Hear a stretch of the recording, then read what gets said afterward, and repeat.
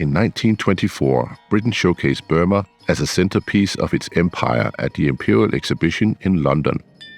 The Burmese Pavilion, one of the largest and most popular exhibits, took pride of place at Wembley, drawing crowds to marvel at its intricate architecture and captivating performances of Burmese dance.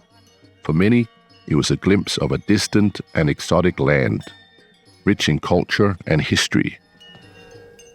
But all was not well in Burma. 1925 was a peak year for violent crimes, and Burmese prisons were overflowing. The violent crime was caused by unemployed peasant workers.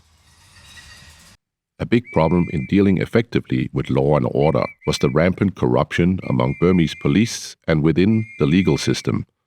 The British tried to clean up corruption, but as it led to the suspension of many police officers, crime skyrocketed. Therefore, the British gave up on trying to stop the corruption. George Orwell served in the Burmese police force and observed the corruption firsthand. For the Burmese policemen, bribery was the breath of life. They collected money for everything, whether real or imaginary, from those who wanted favors or those who feared trumped-up charges. In 1927, the British tried to make a Burma Agrarian Bill to protect Burmese peasants against abuses by rich landlords. But this bill was abandoned due to the strong opposition by wealthy landlords. During the 1920s, Burma got its own legislative council, which allowed some home rule. In 1928, there was an election where the nationalist People's Party, headed by U Ba Pay, was defeated by the conservative Golden Valley Party. The Golden Valley Party took its name from an affluent part of Rangoon, where its leaders lived. In 1929, the global Great Depression began to hit Burma hard. The price of rice fell to a level not seen since the 1860s, and unemployment in the countryside increased.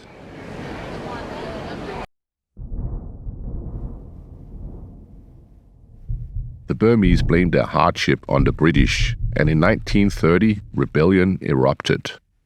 A Burmese physician called San became convinced that the Great Pegu earthquake of 1930 was a sign that the British Empire was coming to an end.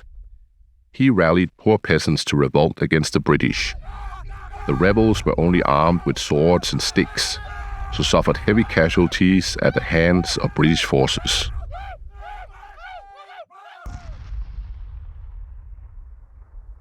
The British called in military reinforcements from India. In November, San was captured. At San's trial, a man called Usor made a name for himself defending San. Nevertheless, San was sentenced to death and hanged. With the loss of its leader, the San rebellion began to fizzle out. By 1932, the British had defeated the rebellion. In total, around 10,000 rebels had been killed by the British. In 1933, the British asked the Burmese Legislative Council if they wanted to stay federated with India or whether they wanted to be fully separated from India. The Burmese were split on whether they wanted to stay federated with India. Some believed separating from India would only lead to more control by Britain, while others thought separating from India would strengthen Burmese identity and autonomy. In 1935, the British government acted and passed the Government of Burma Act, which separated Burma from India. Burma would become an independent colony separate from India, but still under British control. In 1936, Rangoon University students organized a large strike. They were protesting against the expulsion of Aung San, who wanted a revolution against British colonialism. By 1937, there was a clear split between young Burmese nationalists like Aung San, who wanted more direct action to bring about Burmese independence, and older Burmese nationalists like Usor, who wanted to cooperate with the British to gain more independence. In 1938, Burma erupted in fiery anti-Indian riots, ignited by a controversial book mocking Buddhism. Mobs rampaged through Rangoon, leaving hundreds dead and wounded. With Buddhist monks and nationalist agitators, Fanning the flames, violence spread across the land, plunging the nation into chaos. With the outbreak of World War II in 1939, Aung San founds the Freedom Bloc, which opposes Burmese involvement in the war and demands Burmese independence.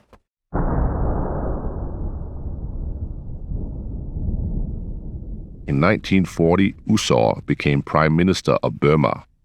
Meanwhile, Aung San secretly fled Burma to seek help from Japan. Collaborating with Japanese military officials, he began training Burmese revolutionaries in guerrilla warfare. In 1941, Britain tried to give concessions to Burmese nationalists. They tried to restrict foreign ownership of land in Burma and promote Burmese ownership. British civil servants were also gradually replaced by Burmese officials. In early 1942, Japanese forces launched a well-coordinated attack on Burma, swiftly advancing through the country. The British, unprepared for the speed of the offensive, abandoned Rangoon by March. The retreat of the long-established imperial power marked a turning point in the nation's history. Seizing the opportunity presented by British weakness, Aung San and his newly formed Burma Independence Army allied with the Japanese in hopes of achieving independence. His return to Burma alongside Japanese forces was seen by many as a step towards liberation. In 1943, Japan declared its intention to grant Burma independence. In July, Aung San's ally, U Nu, met with Japanese officials in Singapore. But it soon became evident that Burma's promised independence would be fake. Real control would be in Japanese hands. General Aung San began to distance himself from the Japanese. Despite Japan's promises, their occupation brought nothing but misery to Burma. Their forced labor projects like the Siam-Burma Railway led to loss of public support. In early 1944, Japan launched an ambitious invasion of India through Manipur. They hoped to incite an anti-British rebellion. However, the offensive was defeated by fierce British-Indian resistance and relentless monsoon rains. By mid-1944, Aung San made a bold speech at Jubilee Hall where he exposed Japan's fake promises. He now launched a secret plan to turn his forces against their former Japanese allies. In March 1945, Aung San's forces attacked their former Japanese allies.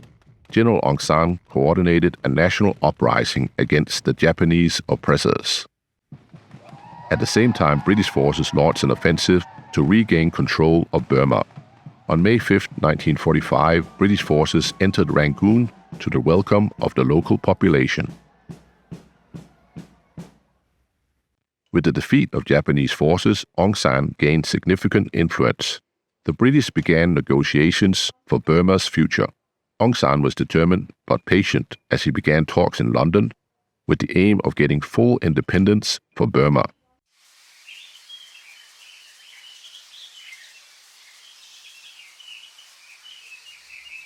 At precisely 10:37 a.m. on July 19, 1947, the calm of the Secretariat building in Rangoon shattered. The corridors of the building usually echoed with the hushed voices of officials, but this time they reverberated with the sharp clatter of approaching footsteps. In one of the main chambers, the cabinet members of Burma's interim government were gathered for a routine meeting. Aung San and his ministers sat around a table, engaged in discussion about the country's future. Without warning, the heavy oak doors were violently pushed open, and a group of armed men stormed into the room. Aung San, the man who had brought Burma to the brink of independence, was among the first to fall. The assassin's plan had been executed with military precision. Swift, brutal, 7 of Burma's most prominent leaders had been gunned down in the space of mere seconds. It wasn't long before the authorities uncovered the mastermind behind the massacre. U Thaw had become a bitter political rival of Aung San, and he had planned the attack. His goal was clear: eliminate Aung San and his cabinet to pave the way for his own ascension to power. In 1948, Burma finally achieved independence from British rule on January 4th. Aung San's ally, U Nu, became the country's first leader. U Saw was arrested and hanged for masterminding the assassination of General Aung San. Immediately after independence, the communists began an uprising against U Nu's government. This uprising was soon followed by another uprising from the Karen ethnic minority. U Nu appointed General Ne Win as Supreme Commander of the Burmese Armed Forces, also called the Tatmadaw.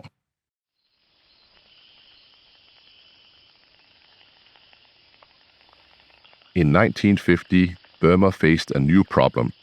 In addition to the communist and Karen rebels, the Burmese government also had to contend with large Kuomintang forces from China. After losing the Chinese Civil War in 1949, thousands of these fighters had fled into Burma. They now used Burma as a base for guerrilla operations against the new People's Republic of China. U Nu's party won a landslide victory in elections.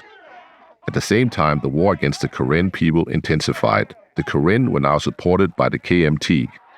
U Nu became hostile to the USA due to the USA's support for the KMT's presence inside Burma. Burma refused to join the newly formed Southeast Asian Treaty Organization, also called SEATO. In 1952, U Nu promoted Buddhist identity to unite Burma's diverse communities. 40% of Burma's population belonged to ethnic minorities. These minorities had often been favored by the British during colonial rule. This was a way that the British used to control Burma, used the ethnic minorities against the majority. Now that the majority Burmese were in charge of Burma, a lot of minorities preferred to fight for their own independence instead of accepting majority rule. U Nu had to spend 40% of government income on the army in order to fight Burma's minorities. U Nu complained to the United Nations about the KMT occupation of northern Burma. The Burmese military launched an offensive against the KMT. At this point in the Cold War, Burma was seen as very important to America, just as important as Vietnam. So to ease tensions, Vice President Nixon was sent to Burma. As he got off his plane, he saw a group of anti-American protesters. He went up to them and introduced himself. Let me introduce myself. I am Nixon. What is your name? Calm down. Don't be nervous. I just want a friendly chat. Afterwards, he talked with U Nu about how to solve the situation with the KMT in northern Burma. It was arranged that the KMT troops in Burma should be transported to Taiwan, which happened later that year. In 1954, the Burmese actress Win Min Tan became a movie star in Hollywood. In 1955, Burma participated in the Bandung Conference in Indonesia. This meeting set up the non-aligned group of countries that did not take part on either side in the Cold War. Meanwhile, the leader of Burma's armed forces, Ne Win, was growing stronger. He now commanded 40,000 well-equipped soldiers. In 1956, U Nu's party won re-election, but U Nu stepped down as prime minister and let Ba Swe take over. In 1957, U Nu came back as prime minister of Burma. U Nu's party was beginning to split. By 1958, U Nu's political party finally split, and Ne Win was asked to become prime minister in a caretaker government. This move was seen as temporary to restore law and order and to organize new election. In 1959, the Burmese bombshell actress Win Min Tan becomes Miss Universe. In the same year, Ne Win is seen traveling the world as Prime Minister of Burma. He is liking his new role as leader.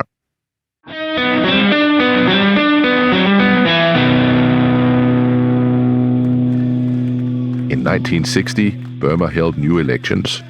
U Nu won a landslide victory. Ne Win gave back control of the government to U Nu, who became prime minister again. In 1961, Ne Win purged all commanders within the Tatmadaw who were sympathetic to the West. He only wanted officers who were loyal to him, with no links to the CIA. In the same year, the Burmese diplomat U Thant became Secretary General of the United Nations. On March 2, 1962, Ne Win made a coup against U Nu's civilian government. Ne Win now began a new project called the Burmese Way to Socialism. The Burmese Way to Socialism meant state control of the economy. So in 1963, major businesses were nationalized. The Burmese Way to Socialism also meant a rejection of foreign influence. Burma was closed off to foreigners, and 400,000 Indians were expelled from Burma. In 1964, Burma was made into a one-party state. Only Ne Win's party, called the Burma Socialist Program Party, was allowed. Foreign trade was also severely restricted, as Ne Win wanted to close off Burma to the outside world and make it totally self-sufficient. Ne Win also continued to purge any potential rivals within the military to ensure his own control. To stop foreigners entering Burma, visas were only issued for 24 hours. After 24 hours, you must leave. Thank you for visiting Burma. Burmese people would not be allowed to travel to Western countries, but instead be encouraged to visit the Soviet Union. Due to their businesses being nationalized, many British, Anglo-Burmese, and Burmese Indian people left Burma. By 1966, several 100,000 had left Burma voluntarily. In 1967, the Chinese community in Rangoon came under heavy attack from violent mobs. 40 Chinese people were murdered, and Chinese shops, restaurants, and schools were attacked and destroyed. After this, many Chinese people left Burma. Many left for China, Hong Kong, or the USA. I am leaving Burma. I think I will go to California, to San Francisco. That is where I will go. The Bay Area. In 1968, Ne Win made re-education of the masses a priority. So socialist ideology was taught in schools and promoted in the media. By 1969, Burma had a flourishing black market economy. Many of the business people whose businesses had been nationalized continued making money in the black market economy. It was estimated that 80% of the Burmese economy operated by the black market during the Burmese Way to Socialism.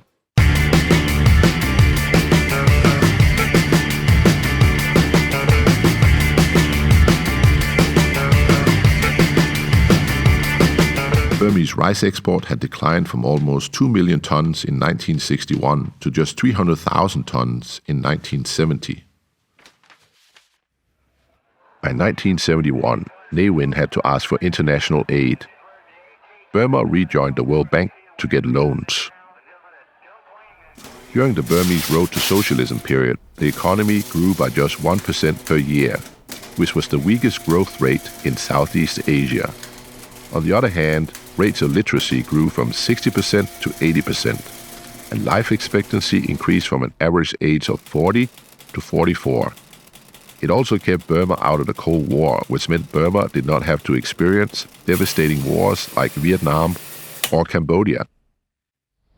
In 1973, Ne Win and the Tatmadaw made a new constitution that consolidated Burma as a one-party state, with Ne Win as president. The British were long gone, but the Tatmadaw's reign had only just begun.